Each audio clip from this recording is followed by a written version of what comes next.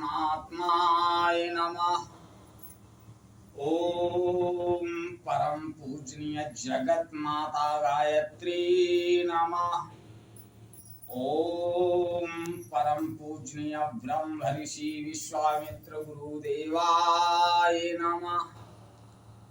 ओम परम पूजनीय युग ऋषि श्री राम शर्मा आचार्य गुरुदेवाय नमः। ओम गोस्वामी तुलसीदास आय नमः। परम पूजनीय गोस्वामी तुलसीदास रचित श्री रामचरितमानस महाकाव्य का यह 14वां भाग आपके सामने प्रस्तुत कर रहे हैं। आप इसका श्रवण कीजिए, अनुसरण कीजिए और जीवन आनंदमय बनाइए।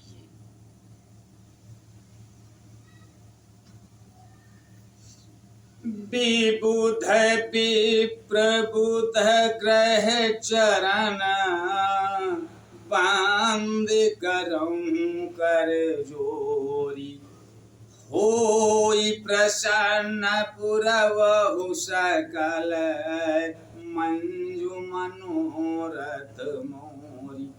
देवता, ब्राह्मण, पंडित, ग्राह इन सबके चरणों की वंदना करके हाथ जोड़कर कहता हूं कि आप प्रसन्न होकर मेरे सारे सुंदर मनोरथों को पूरा करें।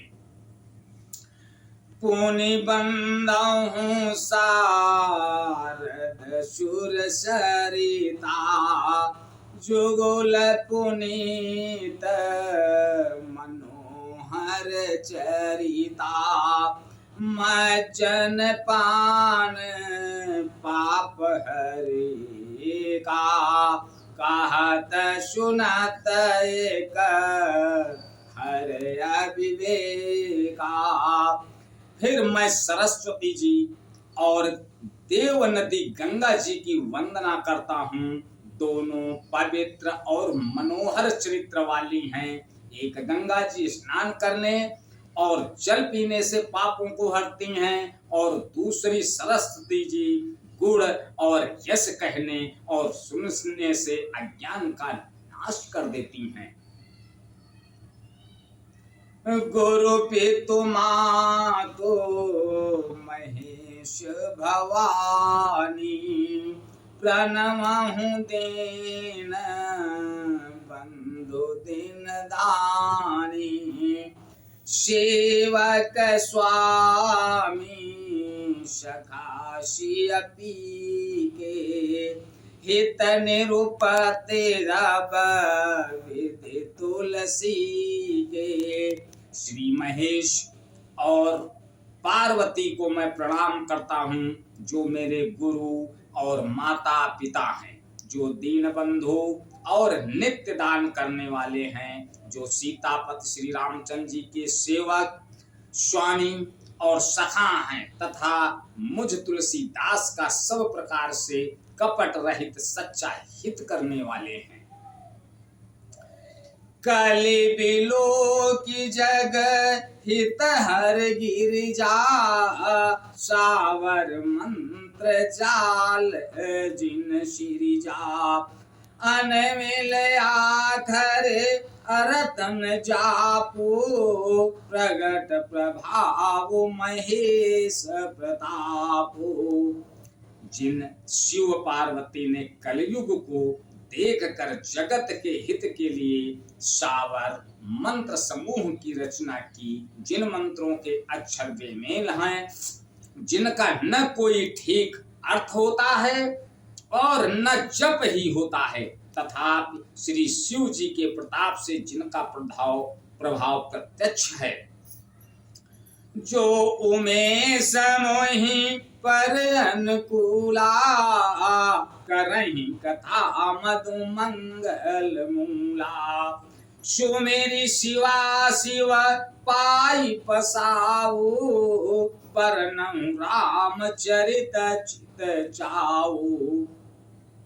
वे उमापति शिव जी मुझ पर प्रसन्न होकर श्री राम जी की इस कथा को आनंद और मंगल की मूल उत्पन्न करने वाली बनाएंगे। इस प्रकार पार्वती जी और शिव जी दोनों का स्मरण करके और उनका प्रसाद पाकर मैं चाव भरे चित्त से श्री राम चरित्र का वर्णन करता हूँ। भनिति मोरी शिव कृपा विभाति, शशि समाज मिले मनहु सुराती। जे ही कथई स्नेह समेता, ओ कहीं सुनई समुझई सचेता। होई है राम चरण अनुरागी, कलिमल रहित सुमंगल भागी। मेरी कविता श्री शिव जी की कृपा से ऐसी सुशोभित होगी जैसी तारागणों के सहित चंद्रमा के साथ रात्रि शोभित होती है।